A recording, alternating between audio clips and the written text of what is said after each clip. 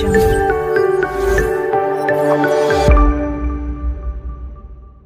Hi friends मु lucky आपण मानकु स्वागत ओडिशा प्रमोट चैनल को। तबे आपण मान तो समस्त जानिथिबे बीएसएनएल हेउची देशर एकमात्र सरकारी टेलीकॉम कंपनी। ए कंपनी एहार सस्ता रिचार्ज प्लान पई बेस जणाशुना।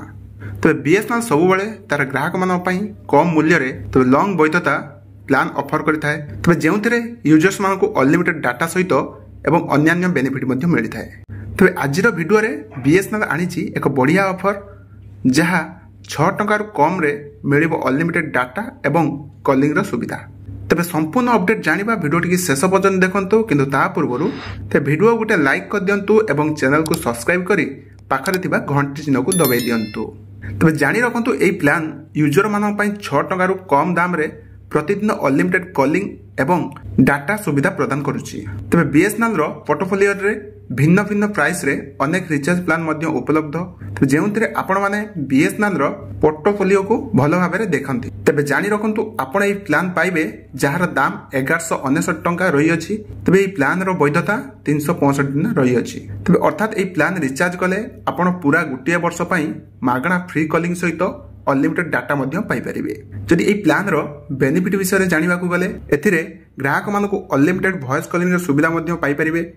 अर्थात आपण सारा देश रे जेकोनोसी नेटवर्क को जेते इच्छा कॉल करि परिबे। तबे डाटा विषय करिया गले तबे एई प्लान रे ग्राहक माने अनलिमिटेड डाटा मध्ये पाई परिबे, किंतु 600 जीबी डाटा व्यवहार करि परिबे। किंतु 600 जीबी डाटा व्यवहार करिपा परे स्पीड 40 केबी रु ह्रास पाइबो, किंतु आपण एहा परे भी डाटा व्यवहार करि परिबे। तबे एई प्लान रे ग्राहक मानकु प्रतिदिन 100 एसएमएस मध्ये पठाइबारे सुविधा मध्ये मिलिबो। ए टेक्स्ट मेसेज व्यवहार करी आपण माने आपणक बंधुक सह संपर्क चाट में मध्ये करि परिबे। तबे एभली भाबे बीएसएनएल यूजर माने प्रतिदिन 6 टंका कम मूल्य रे ए प्लान रे अनलिमिटेड डाटा एवं कॉलिंग रो सुविधा मध्ये पाई परिबे। तबे जदि आपण माने ए लॉन्ग टाइम प्लान चाहुचंती तबे ए प्लान आपण पई ठीक हेबो। तबे जानि रखंतु बीएसएनएल कंपनी एपर्यंत देशर 65,000 रु अधिक 4G मोबाइल टावर लगाई सारिछि। तबे कंपनी आगामी किछि मास मध्ये 1 लाख नुआ 4G मोबाइल टावर स्थापन करिवो बोली लक्ष्य रखिछि।